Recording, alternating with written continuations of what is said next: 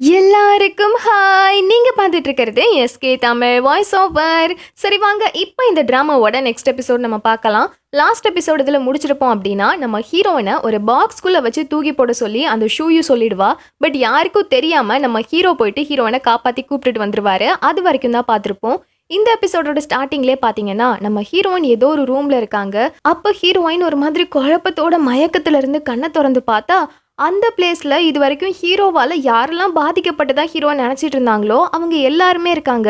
ஹீரோவோட அசிஸ்டண்ட்டு, ஃபெய்ஹூ, ஃபெய்லாங், அதோட அந்த ரிப்போர்ட்டர் பொண்ணுன்னு எல்லாருமே இருக்காங்க. உடனே ஹீரோயின், என்னது இது, நீங்கள் எல்லாரும் இங்கே தான் இருக்கீங்க, உங்களுக்குலாம் ஒன்றும் ஆகலையா அப்படின்னு கேட்க, எங்களுக்கெல்லாம் ஒன்றும் ஆகலை, ஆனால் என்னோட பாஸ் நம்ம எல்லாரையும் வச்சு நல்லா விளையாடிட்டாரு அப்படின்னு ஃபெய்லாங் சொல்கிறான். என்ன சொல்கிற அப்படின்னு ஹீரோயின் கேட்கும் போது, இல்லை பாஸ் இப்போதைக்கு ஒரு முடிவு பண்ணியிருக்காரு, இந்த ட்ரக் பிஸ்னஸே இனிமேல் நடக்கவே கூடாது. ஸோ அதனால் இந்த பிஸ்னஸ் பண்ணுற எல்லாரையும் மொத்தமாக பிடிச்சி ஜெயிலில் போடணும்னு பிளான் பண்ணியிருக்காரு. ஸோ அந்த பிளானில் நாங்களும் அவர் கூட இருந்தால் எங்களுக்கு ஏதாவது பிரச்சனை வரும்னு சொல்லிட்டு தான் எங்களை அவர் விலக்கி வச்சுட்டாரு அப்படின்னு இவன் சொல்கிறான். அப்படியா அப்படின்னு ஹீரோன்னு கேட்கும் போது, ஆமாம் அப்படின்னு இவன் ஒரு ஃப்ளாஷ்பேக் சொல்கிறான். அது என்னன்னா, நம்ம ஹீரோ வந்து ஃபெய்லாங்க வீட்டை விட்டு துரத்திருப்பார் இல்லையா, அதுக்கப்புறமாவும் ஃபெய்லாங் யாருக்குமே தெரியாமல் ஹீரோவை பார்க்கணுன்னு சொல்லிட்டு போயிருப்பான். அப்போ ஹீரோ, உன்னை நான் தான் வரக்கூடாதுன்னு சொல்லியிருக்கேன்ல, எதுக்கு என்னோட இடத்துக்கு வர அப்படின்னு கேட்கும் போது, பாஸ் ஏன் திடீர்னு விசித்திரமாக நடந்துக்கிறீங்க, எனக்கு நல்லா தெரியும் இதுக்கு முன்னாடி நீங்கள் இந்த மாதிரி நடந்துக்கிட்டதே கிடையாது, எங்ககிட்ட பாடி கார்ட்ஸ் கிட்டலாம் ரொம்பவே அன்பாக இருப்பீங்க, ஆனால் இப்போ ஏன் திடீர்னு விசித்திரமாக நடந்துக்கிறீங்க, பாஸ் எங்களுக்கு தெரியாமல் ஏதாவது பிளான் பண்ணுறீங்களா, எதுவாக இருந்தாலும் சொல்லுங்க பாஸ் அப்படின்னு கேட்குறான். உன்னை போன்னு சொன்னேன் அப்படின்னு ஹீரோ அடிக்கிறான். இங்கே பாருங்க பாஸ், எவ்வளோ வேணாலும் அடிச்சுக்கோங்க, ஆனால் நான் என்ன ஆனாலும் உங்கள் கூட தான் இருப்பேன், மற்றவங்களெல்லாம் விட்டுருங்க பாஸ், என்கிட்டயாவது தயவு செஞ்சு உண்மையை சொல்லுங்கள் ப்ளீஸ் அப்படின்னு சொல்லி இவன் ரொம்பவே கெஞ்சிருப்பான். அதுக்கப்புறமா தான் ஹீரோவுமே அவனோட பிளானை எடுத்து சொல்லியிருப்பான். உடனே இந்த ஃபெய்லாங் என்ன செய்வான் அப்படின்னா, மற்ற அந்த பாடி கார்ட்ஸையுமே கூப்பிட்டுட்டு வந்துடுவான். அந்த பாடி கார்ட்ஸுமே உண்மையை தெரிஞ்சுக்கிட்டு, ஓ இதனால தான் எங்கள் எல்லாரையும் வீட்டை விட்டு போக சொன்னீங்களா, ஏன் பாஸ் இப்படி பண்ணுறீங்க, இது வரைக்கும் எங்களுக்குன்னு எவ்வளவோ ஆபத்து வந்திருக்கு, ஆனால் அது எல்லாத்துல இருந்தும் நீங்கள் தான் எங்களை பாதுகாப்பாக பார்த்துட்டு இருந்தீங்க, இப்போ உங்களுக்கு ஒரு பிரச்சனைன்னு வரும்போது உங்களை விட்டு போயிடுவோமா, கண்டிப்பாக உங்கள் கூட தான் நாங்கள் நிற்போம், என்ன ஆனாலும் சரி அப்படின்னு சொல்லிட்டு இவங்க 3 பேருமே நம்ம ஹீரோவுக்கு சப்போர்ட் பண்ணுறதுக்கு ஒத்துப்பாங்க. ஸோ அந்த விஷயம் எல்லாத்தையுமே இப்போ ஃபெய்லாங் வந்து ஹீரோயின் கிட்ட சொல்லிட்டு இருக்கான். அண்ட் இப்போ ஹீரோயின் ஃபெய்லாங் கிட்ட கேட்குறாங்க, நீ இவ்வளோ விஷயம் சொல்லிட்டு இருக்க அப்படின்னா நீங்கள் எல்லாரும் இதை பிளான் பண்ணி தான் பண்ணீங்களா, ஆனால் என்கிட்ட அந்த ஷெட்ஜி ஒரு வார்த்தை கூட சொல்லவே இல்லையே அப்படின்னு ஹீரோயின் சொல்லும் போது, ஆக்சுவலி இது எல்லாமே ஆரம்பித்ததே உங்களால் தான் அப்படின்னு சொல்லிட்டு இவன் ஒரு ஃப்ளாஷ்பேக் சொல்கிறான். அது என்னென்னா, நம்ம ஹீரோயினுக்கும் ஹீரோவுக்கும் சண்டை வந்து ஹீரோயின் கையவே கட் பண்ணியிருந்துருப்பாங்களா, அதில் ஹீரோவுக்கு ரொம்ப மனசுடைஞ்சு போயிருக்கும். நடந்த சண்டையை பற்றி யோசிச்சுட்டே இருப்பார்.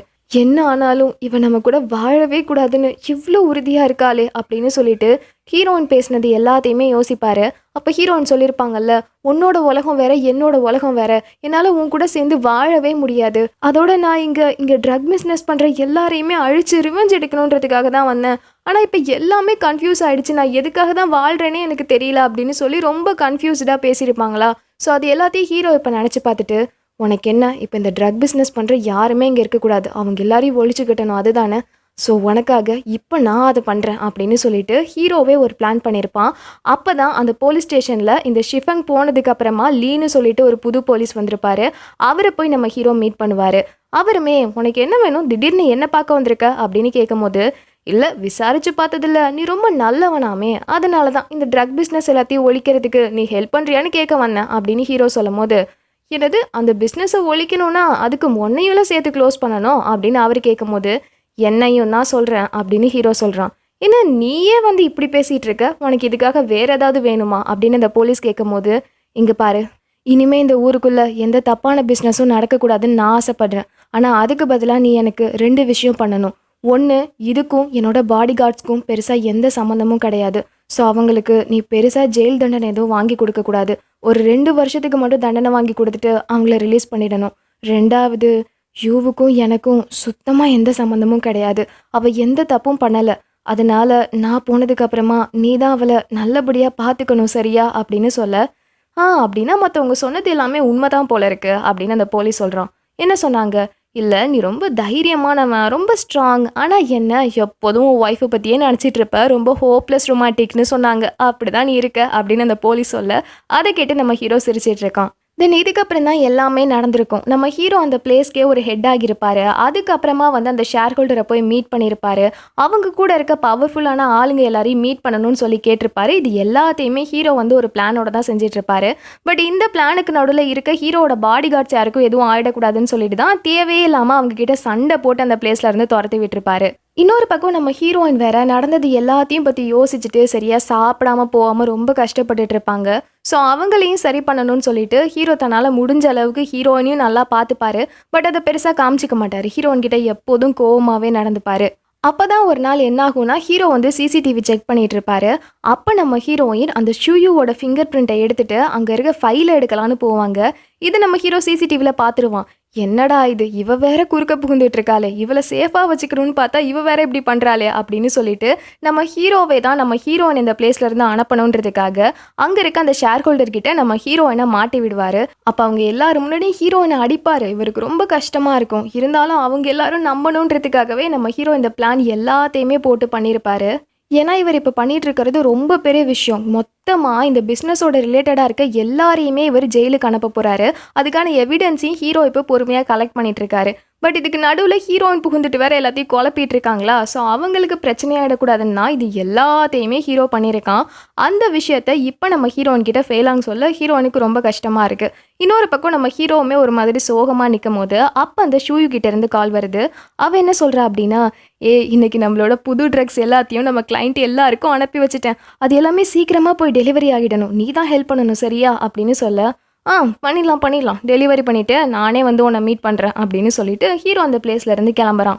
இன்னொரு பக்கம் நம்ம ஹீரோயின், சரி நெக்ஸ்ட் நீங்களாம் என்ன செய்ய போகிறீங்க அப்படின்னு ஃபெயிலாங் கிட்ட கேட்கும் போது, பாஸ் எங்களுக்கு ஒரு 2 வேலை கொடுத்துருக்காரு, அதை 2 டீமாக பிரிஞ்சு நாங்கள் செய்ய போகிறோம் அப்படின்னு அவன் சொல்கிறான். அப்போ நான் என்ன செய்யறது அப்படின்னு ஹீரோயின் கேட்க, பாஸ் உங்களுக்கும் ஒரு வேலை வச்சிருக்காரு, நீங்கள் மறுபடியும் ஷூயு மாதிரி வேஷம் போடணும் அப்படின்னு இதை ஃபெயிலாங்க சொல்லிட்டு சிரிச்சிட்டு இருக்கான். பட் இன்னொரு பக்கம் ஹீரோ இருக்கான் இல்லையா, அவன் வந்து ஷேர் ஹோல்டரையும் அந்த ஷூயும் பார்க்கணும்னு சொல்லிட்டு ஒரு பிளேஸ்க்குள்ளே போகிறான். அப்படி போகும்போது நம்ம ஹீரோ கிட்ட ஏதாவது இருக்கான்னு சொல்லி வாசலில் இருக்க செக்யூரிட்டி ஃபுல்லாக செக் பண்ணி தான் அனுப்புறாரு. பட் அப்போ நம்ம ஹீரோன்னு ஒரு பிரேஸ்லெட் கொடுத்துருப்பாங்கல்ல, அதை கையிலேயே தான் வச்சிட்டு இருக்காரு. இன்னொரு கையில் வந்து ஒரு பியர் பாட்டில் எடுத்துகிட்டு போகிறாரு. தென் அதுக்கப்புறமா உள்ளே போய் அங்கே இருக்கவங்கள்ட்ட பேசுகிறாரு. அங்கே இருக்க ஷூயும் அந்த ஷேர் ஹோல்டரும் அவ்வளோ சந்தோஷமாக இருக்காங்க. பார்த்தீங்களா, நம்மளோட ட்ரக்ஸ் எல்லாமே சக்ஸஸ்ஃபுல்லாக டெலிவர் ஆகிடுச்சு, அவ்வளோதான், இனிமேல் காசு மழை கொட்ட போகுது அப்படின்னு சொல்லி 2 பேரும் அவ்வளோ சந்தோஷமாக இருக்காங்க. நம்ம ஹீரோ ஆமாம் கொட்ட தான் போகுது அப்படின்னு சிரிச்சுட்டே அப்படியே வாட்சை பார்க்குறான். டக்குன்னு பார்த்தா ஷூயுவுக்கு ஒரு கால். இவ்வளோ அட்டன் பண்ணி, சொல்லுங்க சுஃபன், உங்களுக்கு எல்லாமே கிடச்சிருச்சா அப்படின்னு கேட்க, கிடச்சிருச்சு, ஆனால் அதுக்குள்ளே எல்லாம் ஒரே மைதா மாவாலாம் இருக்குது அப்படின்னு அவர் சொல்கிறாரு. எது மைதா மாவு எப்படி அதுக்குள்ளே போயிருக்கோம் அப்படின்னு ஹீரோயின் யோசிச்சுட்டு இருக்கும் போதே இன்னொரு கால் வருது. அவங்களுமே, நீங்கள் அனுப்புனது எல்லாத்துலேயும் வெறும் அரிசி மாவு தாங்க இருக்குது அப்படின்னு சொல்கிறாங்க. இவளுக்கு ஒன்றும் புரியல. இல்லை ஏதோ தப்பு நடந்திருக்குன்னு நினைக்கிறேன், எப்படி தப்பாச்சு அப்படின்னு சொல்லி குழப்பத்தில் இருக்கும் போது, தப்பெல்லாம் ஒன்றும் நடக்கலை அப்படின்னு ஹீரோ சொல்கிறான். உடனே ஷூயு அவனை பார்த்துட்டு, அப்போ எல்லாமே நீ தான் பண்ணியா அப்படின்னு கேட்குறா. ஆமாம் நான் தான் பண்ணேன். நான் ஸ்டார்டிங்லேயே உங்கள்கிட்ட கிளியராக சொன்னேன், இந்த மாதிரி தப்பான வேலை செய்கிறதுல எனக்கு விருப்பமே இல்லைன்னு. ஆனால் நீங்கள் என்னை விட்டீங்களா? விடலை, என்னை ஃபோர்ஸ் பண்ணி இந்த வேலையை செய்ய வச்சிங்க. அதான் உங்கள் எல்லாரையும் காலி பண்ணலான்னு சொல்லிட்டு இப்போ நான் இந்த முடிவை எடுத்திருக்கேன் அப்படின்னு ஹீரோ சொல்லிட்டு இருக்கான். இதுவே இன்னொரு பக்கம் பார்த்தா ஃபேகு இருக்கான் இல்லையா, அவன் பாட்டுக்கு வேகமாக போலீஸ் ஸ்டேஷனுக்கு போய் நான் உங்கள்கிட்ட ஒரு கம்ப்ளைண்ட் கொடுக்கணும் அப்படின்னு சொல்லிட்டு ஏதோ ஒரு கம்ப்ளைண்ட் கொடுத்துட்டு இருக்கான். இன்னொரு பக்கம் நம்ம ஹீரோ வந்து இவங்கள்ட்ட பேசிகிட்டு இருக்காரு. அப்போ நம்ம ஹீரோ, இது வரைக்கும் நீங்கள் என்னென்ன தப்பு பண்ணீங்களோ அது எல்லாத்தையும் நான் எவிடன்ஸோட போலீஸ்கிட்ட கொடுத்துட்டேன், கொஞ்ச நேரத்துலேயே போலீஸ் உங்களை வந்து பிடிக்க போகுது அப்படின்னு சொல்லும் போது, நான் எதுவும் தப்பு பண்ணலையே அப்படின்னு அந்த ஷேர் ஹோல்டர் கத்துறான். நீ தப்பு பண்ணலையா அப்படின்னு ஹீரோ கேட்க, ஆமாம் அது பொருள் எல்லாமே உன்னோட ஃபேக்ட்ரியில் தான் இருந்துச்சு, அப்புறம் அதை டிரான்ஸ்போர்ட் பண்ணுறதுக்கு இந்த ஷூயு தான் ஹெல்ப் பண்ணா, நீங்கள் 2 பேரை தானே பண்ணீங்க, நான் எதுவுமே பண்ணலையே அப்படின்னு இவன் சொல்லும் போது, உடனே ஷூயு, என்னது இது, பிரச்சனை வரும்போது என் காலை வாரி விட பார்க்குறீங்களா அப்படின்னு சொல்லிட்டு இவ போய் அவள் அப்பா தலையை பிடிச்சிட்டு சண்டை போட, நம்ம ஹீரோ உடனே போதும் உங்கள் ஆக்டிங் எல்லாம் நிறுத்துங்க அப்படின்னு சொல்கிறான். என்ன ஆக்டிங் நாங்கள் பண்ணுறோம் அப்படின்னு அவர் கேட்கும் போது, இல்லை இப்போ நீங்கள் பேசினது, இப்படி அடிச்சுக்கிட்டது, இது எல்லாத்தையுமே நான் லைவாக டெலிகாஸ்ட் பண்ணிகிட்டு இருக்கேன். அந்த ரிப்போர்ட்டர் பொண்ணு ஞாபகம் இருக்கா, அந்த பொண்ணு இங்கே நடக்கிற எல்லாத்தையுமே தோர்கல்ல கேமரா இது வழியாக வெளியே இருந்து பார்த்துட்டு இருக்கா அப்படின்னு சொல்லிட்டு பியர் பாட்டிலை காமிக்கிறாரு. பார்த்தா அதில் ஒரு கேமரா இருக்குது. அண்ட் நம்ம ஹீரோ சொன்ன மாதிரியே வெளியே இருந்து அந்த ரிப்போர்ட்டர் பொண்ணுமே இது எல்லாத்தையுமே கவனிச்சுட்டு தான் இருக்கா. அப்போ ஹீரோமே, ஐயோ ஒரு விஷயம் சொல்ல மறந்துட்டேன், டெலிவரி ஆகாமல் போன ட்ரக்ஸ் எல்லாமே எங்கே இருக்குன்னு தெரியுமா, உங்கள் 2 பேரோட வீட்டில் தான் இருக்குது. அதோட என்னோட அசிஸ்டன்ட் போய் உங்க 2 பேர் மேலேயும் போலீஸ் கிட்ட கம்ப்ளைண்ட் கொடுத்துட்டான். இந்த டைம்லயே போலீஸ் உங்க வீட்டுக்கு போய் அங்க இருக்க எல்லா பொருளையுமே எடுத்திருப்பாரு. இன்னும் கொஞ்ச நேரத்திலேயே உங்களை கைது பண்றதுக்கும் இங்க அவர் வரப்போறாரு அப்படின்னு சொல்றான். அப்ப அந்த ஷேர் ஹோல்டருமே, நீ என்ன வேணா பிடிச்சி ஜெயில போடலாம், ஆனா எங்களுக்கும் மேல இன்னும் நிறைய பேர் இருக்காங்க, அவங்கள பத்தி உனக்கு பெருசா எதுவும் தெரியாதுல்ல அப்படின்னு இவர் சொல்லும் போது, எனக்கு தெரியாது, ஆனா உனக்கு தெரியும்ல, அவங்கள பத்தின டீட்டெயில்ஸ் எல்லாத்தையுமே ஒரு ஃபைல்ல உன்னோட ரூம்ல இருக்க லாக்கர்ல தானே வச்சிருக்க அப்படின்னு சொல்லும் போது, அந்த லாக்கரை திறக்கிறது அவ்வளோ ஈஸி இல்லை அப்படின்னு அவர் சொல்றாரு. அதெல்லாம் திறக்கிறதுக்கு நான் ஏற்கனவே ஆள் அனுப்பிட்டேன் அப்படின்னு ஹீரோ சிரிக்கும் போது, ஓ, ஒருவேளை உன்னோட ஆளுங்க யாராவது போய் அந்த லாக்கரை ஓப்பன் பண்ணா உடனே அங்கே செக்யூரிட்டி அலாரம் அடிக்க ஆரம்பிச்சிடும், என்னோட கார்ட்ஸும் வந்து அங்கே யார் உன்னோட ஆளுங்க வராங்களோ அவங்க எல்லாரையும் பிடிச்சிருவாங்க அப்படின்னு இவர் சொல்றாரு. கரெக்டாக இந்த டைமில் தான் ஹீரோயின் அந்த பிளேஸ்குள்ளே போய் அந்த லாக்கரை திறக்கிறாங்க. அந்த ஷூயோட ஃபிங்கர் பிரிண்ட் ஹீரோயின் கிட்ட இருக்கும்ல, அதை வச்சு தான் திறக்கிறாங்க. ஃபைலையும் எடுத்துடுறாங்க. பார்த்தா அலாரம் அடிக்க ஆரம்பிச்சிருது. ஹீரோயின் அப்போ ஃபெயிலாக கூட தான் வந்திருப்பாங்க. ஸோ அவன் கூட தப்பிச்சு போக ட்ரை பண்ணும்போது சுற்றி நிறைய கார்ட்ஸ் வந்துடுறாங்க. உடனே ஃபெயிலாங் நடுவில் புகுந்துட்டு நீங்கள் போயிடுங்க அப்படின்னு ஹீரோயினை பார்த்து கத்துறான். ஸோ ஹீரோயினுமே வெளியே ஓடி வரா. பட் கொஞ்சம் தூரத்துக்கு மேலே ஓட முடியல, தொப்புன்னு கீழே விழுந்துடுறா. இந்த டைமில் அங்கே இருக்க கார்ட்ஸுமே கன்னோட ஹீரோயினை ஷூட் பண்ணுறதுக்கு ஓடி வரும்போது கரெக்டாக அங்கேருந்து ஹீரோ வரான். இன்னொரு பக்கம் ஃபெயிலாங் வரான். இவங்க ஷூட் பண்ண ஆரம்பிக்கிறாங்க. ஆனால் ஹீரோனுக்கு எதுவும் ஆகக்கூடாதுன்னு சொல்லிட்டு ஃபெயிலாங் அப்படியே நடுவில் போக பாவம் அவனை சுட்டுடுறாங்க. கரெக்டாக அப்போ தான் நம்ம ஹீரோவும் அந்த பிளேஸ்க்கு வருவாரா. உடனே ஃபெயிலாங் இறந்து போகும்போது கூட நம்ம ஹீரோவை பார்த்துட்டே இறந்து போயிடுவான். பட் இதெல்லாம் பார்த்து கவலைப்படுறதுக்கு அங்கே டைமே இல்லை. ஏன்னா ஹீரோனை கூப்பிட்டுட்டு அங்கேருந்து கிளம்பி ஆகணும், இல்லைனா இவங்க கதையும் முடிஞ்சிடும். ஸோ அதனால் ஹீரோனை கூப்பிட்டுட்டு ஹீரோ வேகமாக அந்த பிளேஸ்லேருந்து போயிட்டே இருக்காரு. ஹீரோனுக்கு அப்படியே பக்குன்னு இருக்குது, பயந்து போய் உட்காந்துட்டு இருக்கா. அப்போ ஹீரோ, இப்போ நம்ம இவங்க கிட்ட இருந்து இவ்வளோ ஃபாஸ்ட்டாக தப்பிச்சு வரதை பற்றி யோசிக்கும் போது நம்ம ஃபஸ்ட் டைம் மீட் பண்ணது தான் எனக்கு ஞாபகத்துக்கு வருது அப்படின்னு ஹீரோ சொல்கிறான். ஷெஜி, எதுக்காக இதெல்லாம் நீ பண்ணிகிட்டு இருக்க? எதுக்கு நீ இப்போது அந்த போலீஸ் லீயோட சேர்ந்து வேலை பார்த்துட்டு இருக்க அப்படின்னு சொல்ல, எல்லாம் உனக்காக தான். நீ எதுக்காக இங்கே வந்தியோ அந்த வேலையை நீ முடிக்கணும் இல்லையா? ஆனால் என்னை மன்னிச்சிரு. நான் உன்னை இதுக்கு முன்னாடி எவ்வளவோ திட்டேன். ஆனால் உன்னோட வலியெல்லாம் என்னன்றதை பற்றி நான் யோசிக்கவே இல்லை.